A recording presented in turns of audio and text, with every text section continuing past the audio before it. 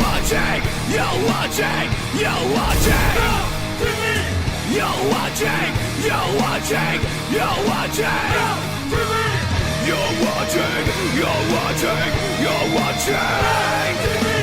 You're watching.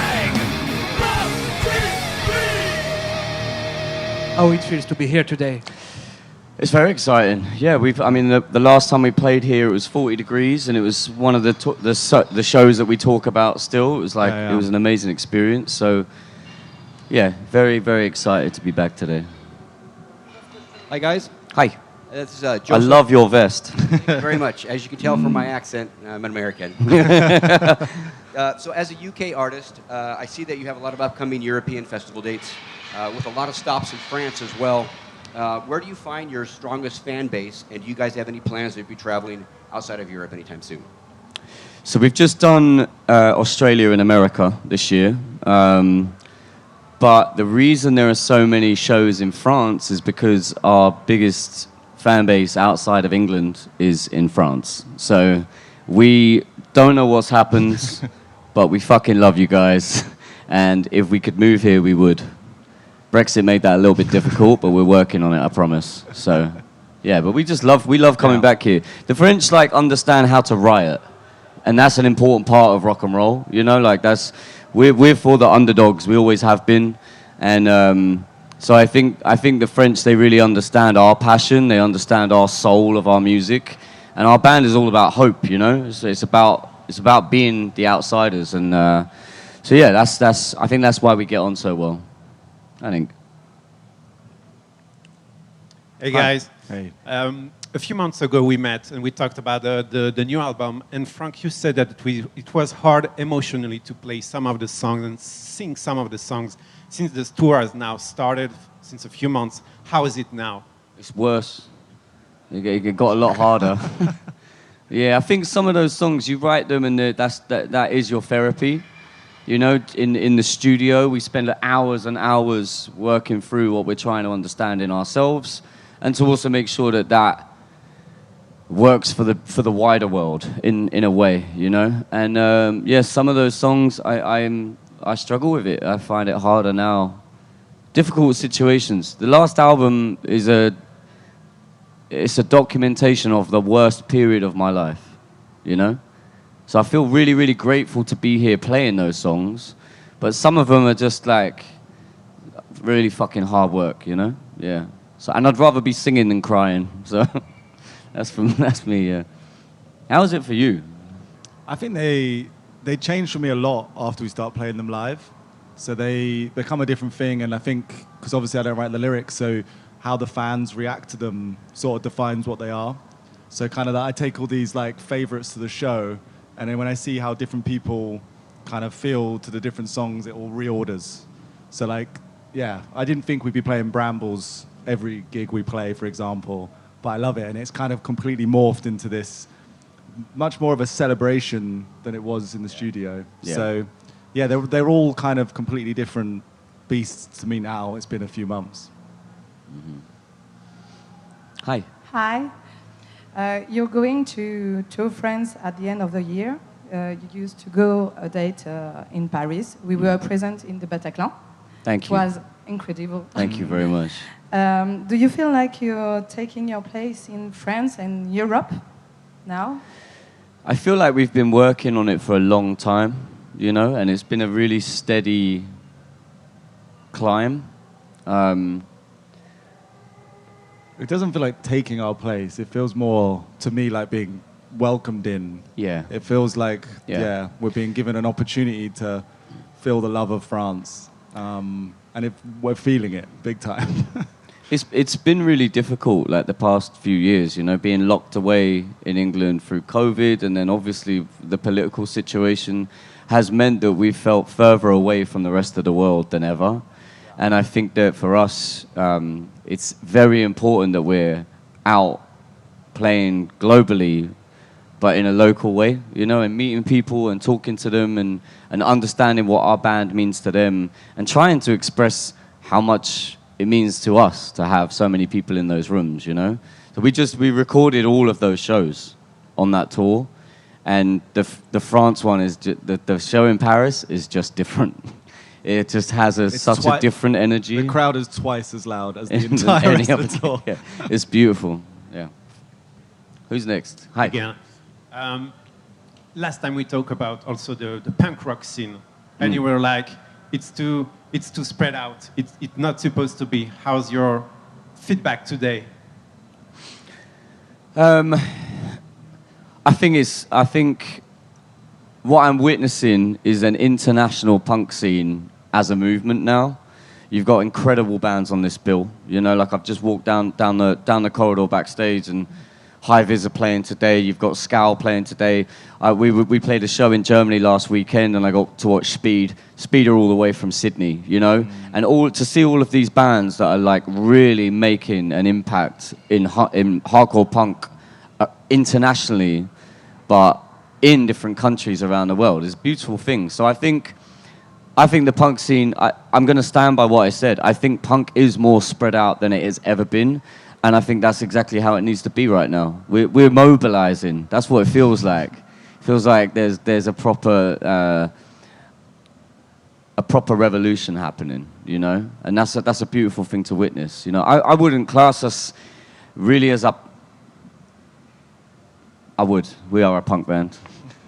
I was going to say we're not a punk band, but then I don't know if there's anything more punk than being able to go out on stage wearing whatever the fuck you want and playing whatever songs you want. They might not sound classically punk, but the attitude, the mindset, and the heart and the soul is there, and it's always been there, and it will always fucking be there. We do not give a fuck what anyone thinks about us. You either like us or you don't, but we don't give a shit, and we never will. And I think that's why we connect with people, you know? So, yeah, it's very spread out, but the world is a better place for it. Hi. Hi. First of all, we love you in Australia. You always bring so much energy to us, so thank you. And here's the question. So, what's your favorite memory watching someone else perform live, and can you tell us a story? Okay, so I'll give you two. The first one, can I go first? Is that all right? I saw Idols play in Budapest, right? We played a festival together called Ziggit, and I watched them play to a full tent, and it was honestly one of the most beautiful things I've ever seen in my whole life. Like, it was, I don't know what happened to me, but I watched 5 men playing music like it was the only thing that mattered to them in the whole world, yeah? And I burst into tears, and I cried for like half an hour. I obviously was going through some shit, but that was a reminder to me of how important music is, you know? If me, I've been playing music for 20 years at that point, can stand and watch a band and be moved to tears just because of the delivery and the conviction and the energy, it was an amazing thing, and I will remember that forever, yeah? And my second favorite memory is, I'm sober now, okay? But this is a fun story. So I don't drink anymore, I don't take drugs anymore, but I had never done a shot in my life. And then we played 2 gigs with the Foo Fighters in a Coliseum in Pula. And Dave walked up to us in the middle of our set with a tray of shots. And I was like, I've never done one. And he was like, you don't have to. And I was like, you're Dave Grohl, I do. And so I did a shot with Dave Grohl. And then I had a rule for a little while that I was only going to do shots with Dave Grohl, because that's meant that I didn't drink very often. And then 2 weeks later, we played Reading and Leeds, and he was on stage in the middle of their set, and he turned around, and I had a tray of shots. And that's one of my favorite memories as well, because he was so upset. He was shaking his head like, fuck, you got me. So, and that was a fun moment. But I've stopped drinking now, so yeah. No trays of shots. Mine's also going to be Foo Fighters. We did like a whole summer with them, and I feel like there's always this discussion in the UK of like if rock is dead. I don't know if it's the same in Europe, but it was like playing on my mind more than normal. And so I went into that tour with them thinking like, I really fucking hope it's not dead.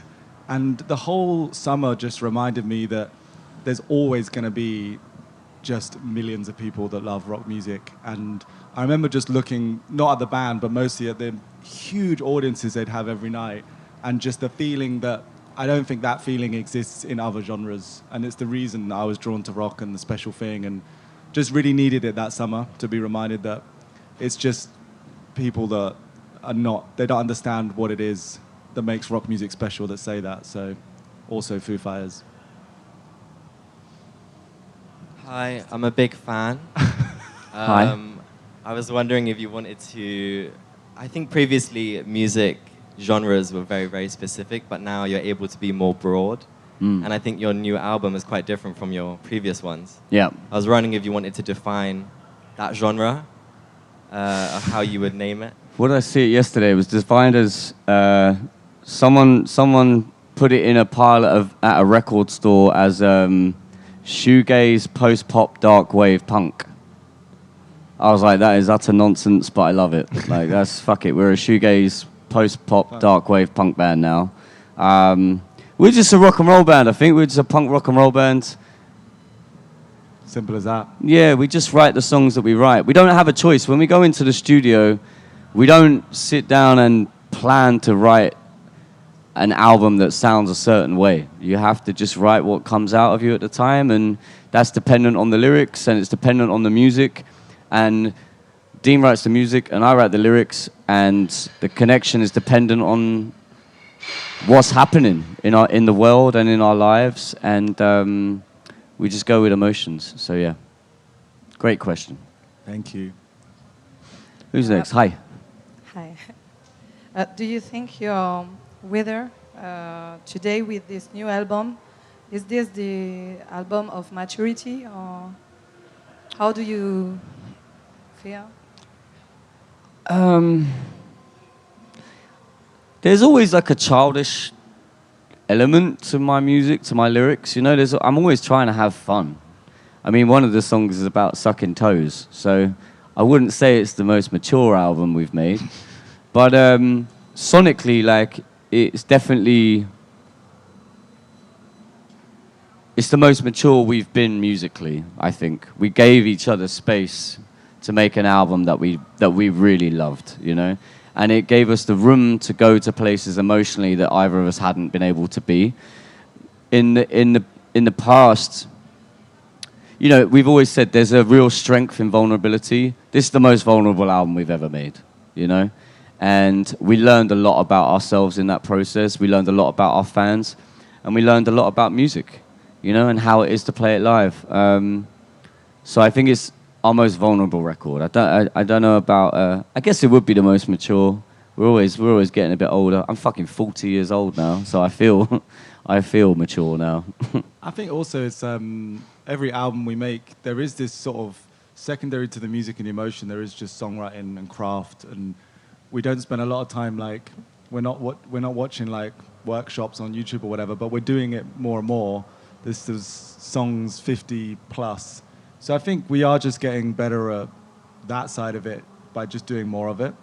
So I think there's more maturity in that. Like the record feels more varied to me. And you don't really, well, we don't plan that. You just find that out months later when you're like, oh, when you're playing on stage and it's very different to the songs around it. So Dean, I know you also produced the album as well as writing the music. Could you just talk about that and what your process was, or any fun facts? Well, I produced the last two. So the first one, Sticky, was more out of necessity because we were in lockdown and we wanted to make music, but everything was closed. And so it was less of a big decision. It just felt more like we're already kind of half doing it. So we carried on. And you'd kind of been saying to do it for a while, and I've been saying no. But you had me literally locked away. I had no choices. There was no... He had no escape. He was going to make the record this time, and he had no choice. But after that, which in that one, it felt quite... it was quite a stress for me. I didn't necessarily enjoy the producing side of Sticky, but it felt like from doing that process, we should do it again, knowing what we'd learned from it. And I felt the opposite. I really enjoyed producing Dark Rainbow and what it meant for our process, the time, the space, the decisions we could make. But it definitely feels like also then time to bring someone else in now off of that. I think the benefit mostly was to say to people that we've collaborated with, this is what we've made when we're giving a lot more freedom or the keys to the kingdom. And then I think that will then mean that people that collaborate understand us better. So yeah, time to tag someone else back in for the next one, as yet to be announced. In theory, if we make another album. Hi. Hey, Frank. Hi. I am Sally from Mexico City. Cool. Hey. I am very happy to be here at the Hellfest. And I want to know, how do you mentally and physically prepare before each concert to maintain that intensity and connection with your public? Well, for one, I don't drink anymore. That made a big difference. We have a quite a gentle routine. We have an hour before the show where we all get together and we get into our stage clothes, and we have a very specific playlist which changes, but it has the songs that we love that get us into the headspace. Like I said before about idols and how important music is, we really lean into that. Apart from that, it's a lot of like slippers, a lot of peppermint tea. It's very relaxing. Lots of yoga. We're like the healthcare band, It's not really. If you came and saw us backstage, it is not rock and roll, the way that people would think. I'm like playing Fortnite and the boys are like doing yoga. Gaz is stretching for like 3 fucking hours. Yeah.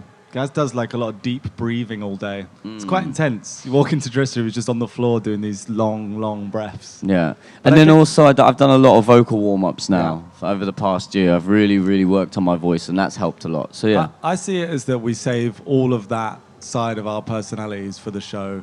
Yeah. And that's how it works. We used to be a bit more like that off stage, but less so now. Chaos. It was fucking chaos. That doesn't last forever. No. Hi. It's me. Yes, you. Hey. Hello, I'm Ben from BGP Music Live from Paris. Nice to meet you, Ben. Yeah, nice to meet you. Question for you, Frank. Have you ever broke something of your body when you do your stunt on stage in the crowd? Yeah.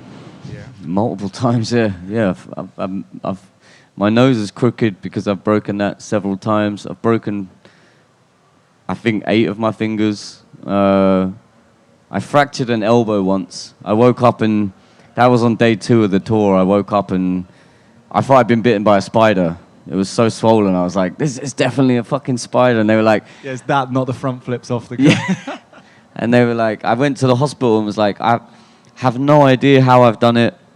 And my friend was there like, dude, you literally jumped off a balcony. And I was like, oh, yeah, it might have been that. She was like, no impact, no hard impact. I was like, no. He was like, yes, 100%. So yeah, I've broken a lot of bones and there's been a lot of problems, a lot of accidents, but we move. Punk rock, eh? Who's next? Who's next? Oh. Come on, guys, don't be shy. We're very happy to wrap this up. We've got a show to get ready for. I guess we're done then. Cool. Great. Hey, guys, thank you so much. you It's been very a much. pleasure.